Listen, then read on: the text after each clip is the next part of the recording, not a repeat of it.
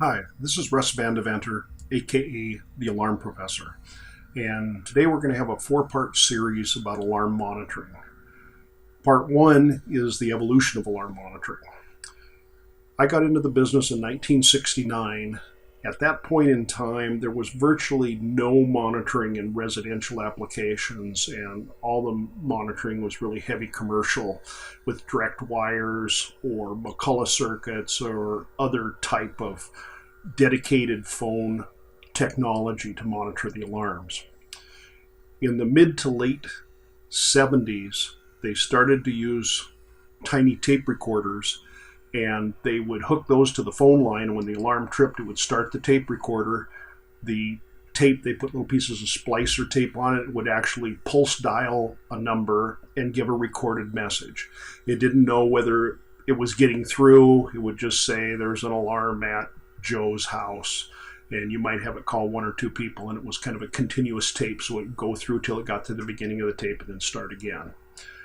In the late 70s, 78, 79, it was Ademco came out with the first, they called it a digital dialer, but it was really an electronic dialer that dialed the phone, and you would put in little screws that would determine what phone number it dialed, and it went to a receiver. The receiver would capture the message, and it would give you on a screen, it would give you an account number, like a 3-digit account number, and then it would give you a 1-digit code. And the code might be burglar alarm code 2, might be burglar alarm code 3, burglar alarm code 5. And from that, you would know what happened and you could go accordingly.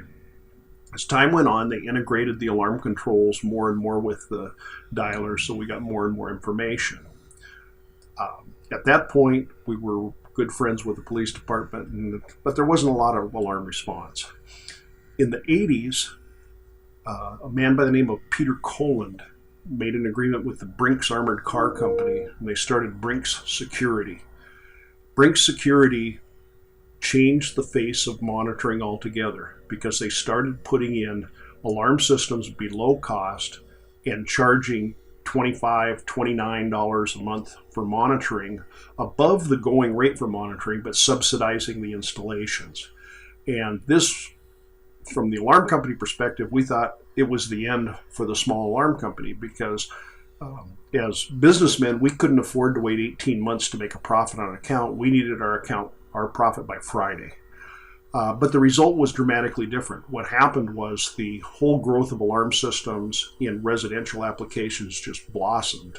And by the mid-90s, from a penetration rate of less than 1% in 1979, by the mid-90s we were around 20%. And that stayed relatively stable. It may be up to 25 or 28% now. But it changed the whole way alarm companies dealt with monitoring. Whereas we used to have little small companies that had 100, 200, 300 accounts that they monitored, and they made a little bit of money on monitoring, but they made their main money on service and installing new alarm systems.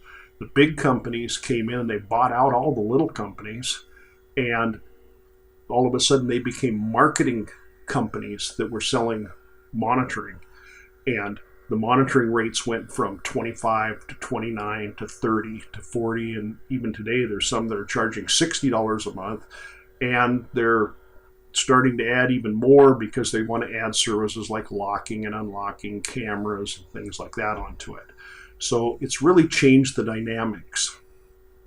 My next segment, we will be talking about the police partnership with alarm companies.